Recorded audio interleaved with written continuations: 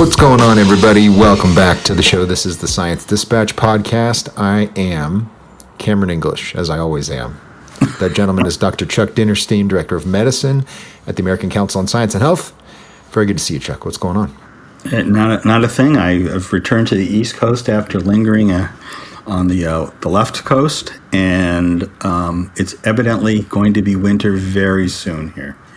And my blood has not prepared itself properly for this. So I'm layering up. I'm layering up.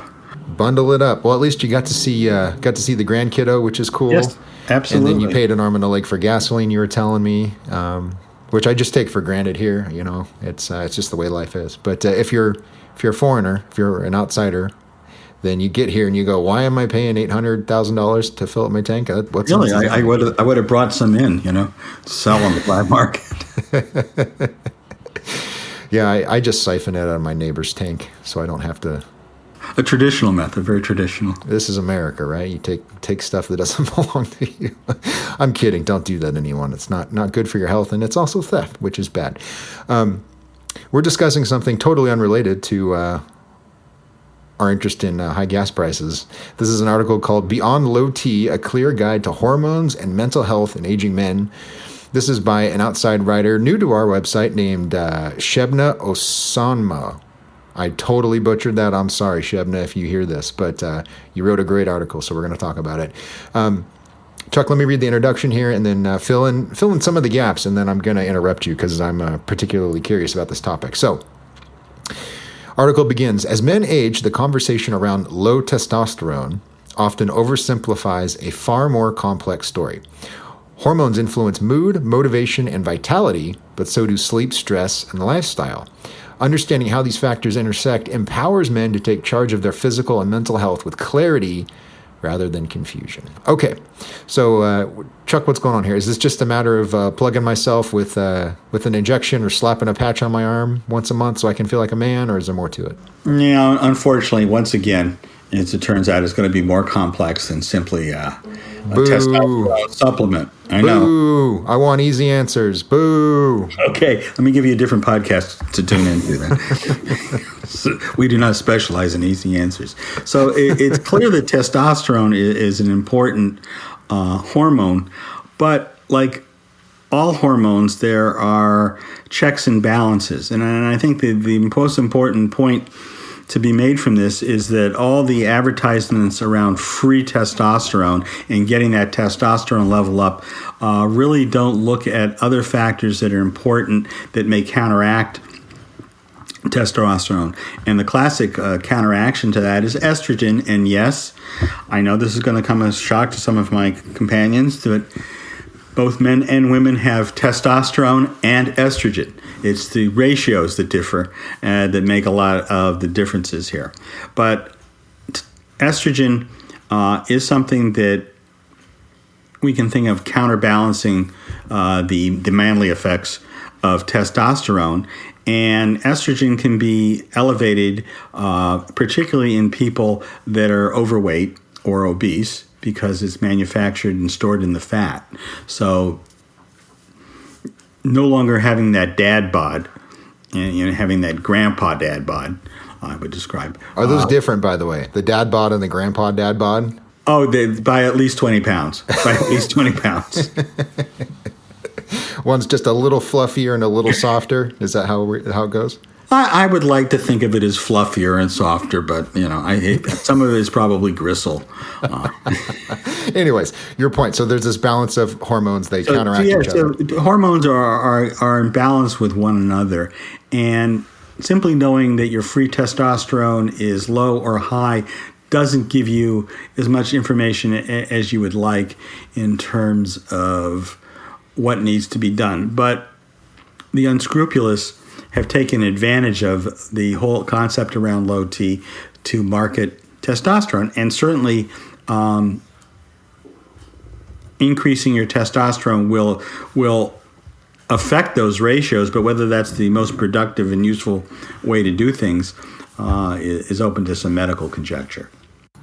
So let me push back here, and this is an actual argument that I've heard from a physician who prescribes TRT for older men.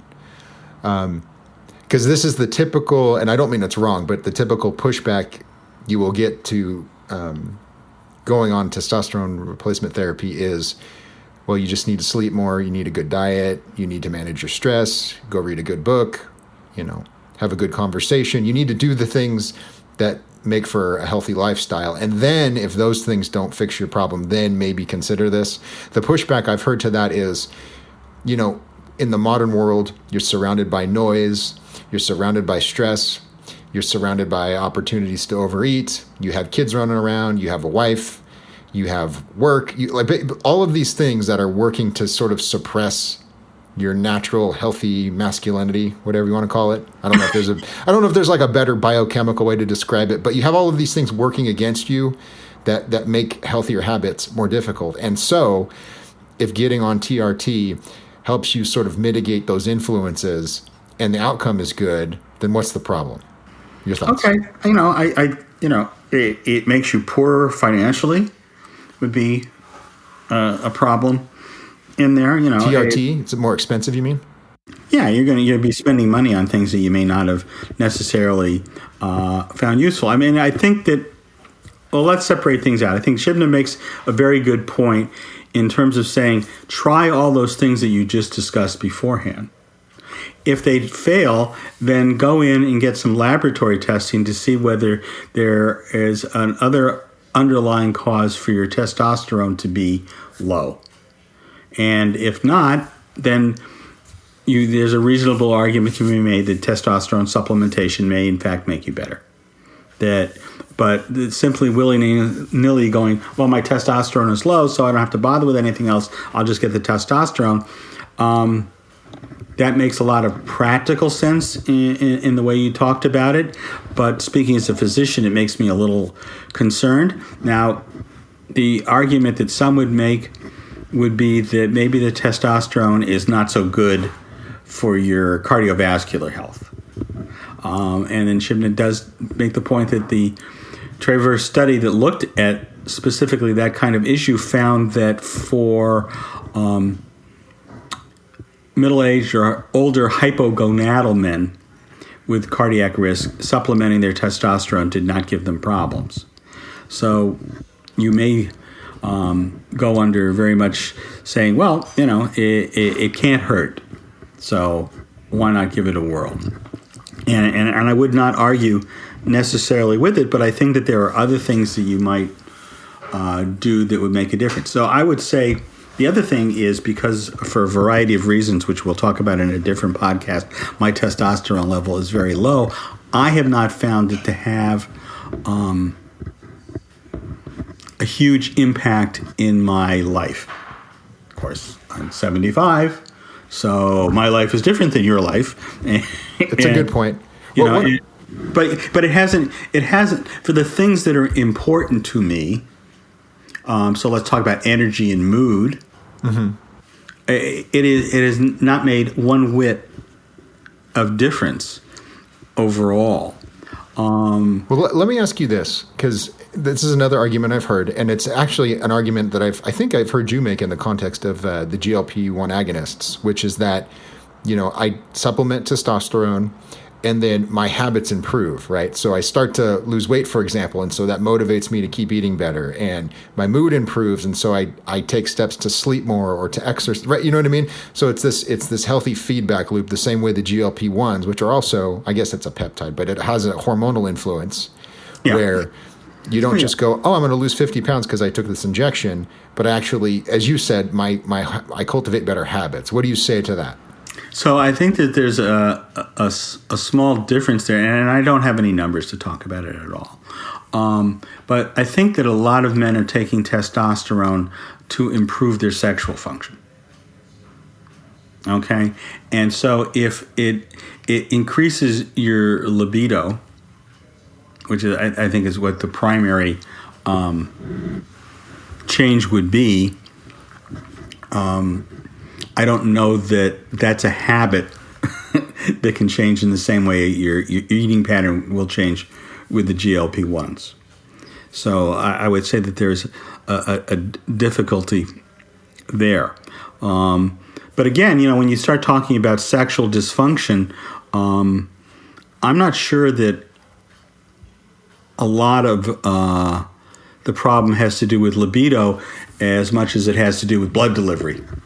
And so testosterone is not going to in any way improve the blood delivery to your generative organs. I saw an argument on Twitter from another, I think he's an endocrinologist, but he was talking about how insulin resistance in the brain can have these downstream effects. And the one he was talking about was alcoholism, for example. So I forget how the pathway works, but you become insulin resistant, which has a negative effect on your dopamine levels, which incentivizes you to drink more. And I believe, correct me if I'm wrong, excessive alcohol intake can have effects on your sexual health. Yeah, yeah, absolutely. So it's like this really complex chain of influences. There's lots of push and pull.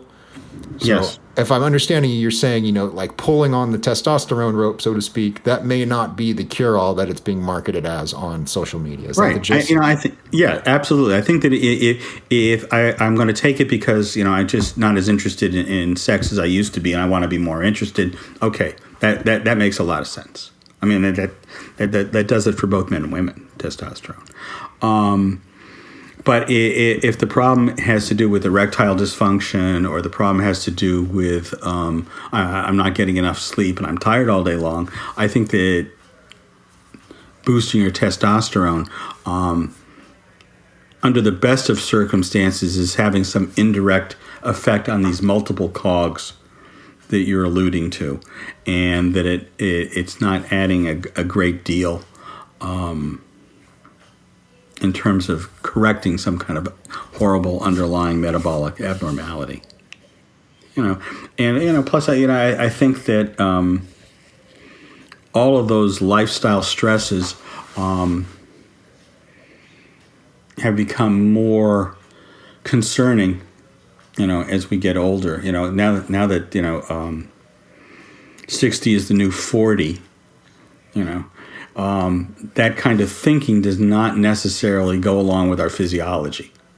We may feel like we're 40 when we're 60 years old, but those parts have been used for 60 years and they're just not going to work quite as well. And I think they hold up testosterone to that group of individuals. And it's false marketing. No doubt. I think I've seen this in my age cohort and a little bit younger. There's this sort of ongoing conversation about this crisis in masculinity, where you have a lot of young men who, for one reason or another, they don't know how to interact with women, and they have some sort of social anxiety. So there's all of these negative influences, and they're looking for something that will give them a leg up. Like, how do my dad knew how to do all this stuff and I don't know how to do it. So, you know what I mean? So like and I kind of get, not that it justifies it, but I get the incentive. If you're looking out on life and you're going, this really sucks, I want something better. So I could get how marketers could take advantage of that. One final medical thing I wanted to talk about before we wrap up here is that there is a risk of infertility. And I think the people that prescribe this that are honest will tell you, they'll say, look, not only does this actually shut off your own testosterone production, it can cause infertility. So if you're a young man and you're looking to have children or you want more children, then this is probably not a good idea. Can you give us some thoughts on that before we wrap up? Other than saying that I would agree with you. That's, fair enough. That's the best I can say on that, because it's so strange how the definition of being manly has changed over 2 or 3 different generations, for good or bad.